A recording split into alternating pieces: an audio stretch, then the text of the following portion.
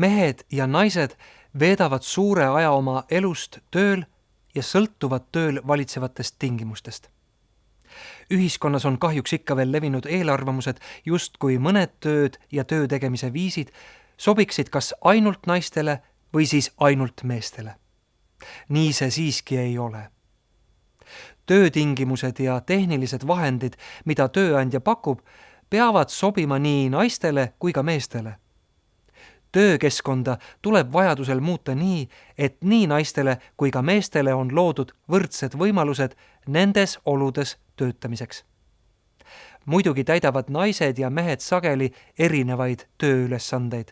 Samuti on erinevad nende terviseriskid ning tööst tulenevad ohud. Tööandja kohustus on neid erinevaid riske ja ohtusid võrdselt oluliseks pidada, arvestades naiste ja meeste eriomaseid vajadusi. See tähendab, et meetmed, mida tööandja rakendab, peavad olema väga erinevad. Kui töötaja tunneb, et tingimused töö tegemiseks on talle ebasobivad, tuleb tal kohe pöörduda tööandja poole, kes peab võimalusel arvestama töötaja kaebuste ja ettepanekutega. Oluline on, et kõik töötajad tunneks ennast tööl hästi.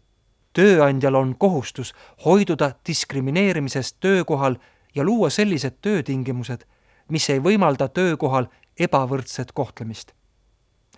Tööandjal tuleb olla hoolas ja luua reeglid, mis aitaksid ennetada ebavõrdset kohtlemist.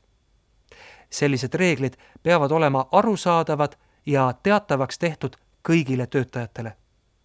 Vaid siis, kui tööandja ja töötajad saavad reeglitest ühtemoodi aru ning järgivad samu väärtushinnanguid, on võimalik saavutada diskrimineerimisest vaba töökeskkond.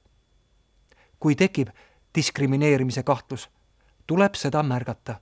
Tuleb töötajat kaitsta ning diskrimineeriv olukord võimalikult kiiresti lahendada. Kindlasti ei tohi selliseid olukordi eirata. Tööandja peab looma ja rakendama meetmeid, et tulevikus samalaadseid olukordi ära hoida ning ennetada. Juhul, kui tööandja ei suhtu töökohal esinevasse diskrimineerimisse taunivalt ja jätab selle tähelepanuta, soodustab tööandja diskrimineerimist ning rikub ühtlasi oma kohustusi töötaja ees.